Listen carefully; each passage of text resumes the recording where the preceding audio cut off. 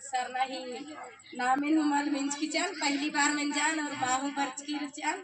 तो इन्ना धुमा सरना नो बर्च का हुरमा इंघाती हूँ आगे आगे कुंदका धर्म आयो बाबा बगैन और ईसन बर्च का खत खर रहे और संज्ञान हुरमैन सांसे जियंती जय धर्म में बेर इन्ना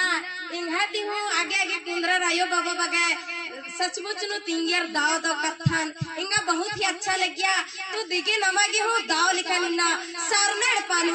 ओकनारी और अपन खत खरन इन्ना पढ़ता ना लिखता ना री नाम सरनमा का लो नमे खत खरन मान हो तो नमागे लूर बुद्धि सन खखरो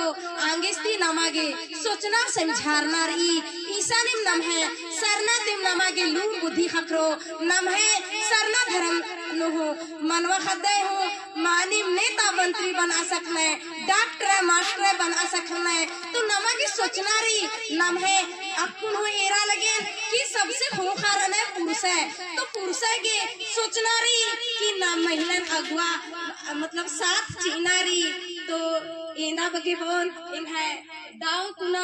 भाई बहन आयो बाबा बगे दाव कुना कथा तिंगर तो एन इरच बहन और हो इस टाइम खतरो तो बढ़िया से बोल तो इन्ना इन उल्टे डंडी पाड़ा चाहे तो हुर में साथ जो ज्यादा उला मला मंच का लेकिन ये अपन जिया थी बहन इंगा के आगे हो अक्कल मल्ला लेकिन आयो जो आशीर्वाद सी आदीनी के मेल बे जो आवाज सी आयो कि बेटी ने नेने बाय निंगा समाज के निंगा के लड़ना मनो इका लिखा कुंतिंगिया राजेंद्र दादस जो जसपूर्ति बर्चका दादस मालीर की चल लेकिन चाल आयो सचमुच में झूठा बाचा और ये नारी सहयोग ननो इन्ना एक am हूं जैसे रूप न रहने कासिन बाचस कि नमा के आस लड़ा लगदस तो नमा के इबा के जितना भी हालत इस अनुसरना समाज का हालत रादत तो होरमा के जब भी बुलावा न और नमन तो नाम आसिन उठा आगे हूँ नमा के काना लड़ना बनो एकता नो संगठन नो नमा के शक्ति री बनाए से लिखे नमा के जितना भी सरना नो बरदत आयो बाबा भाई बहन तो नमा दापुना रूप नारायण का भाई सिंह नमा के जब भी जसपुरिया भाई बहन बगारो जब भी निम बुलावा न तो हम जरूर कालोम तो निमागे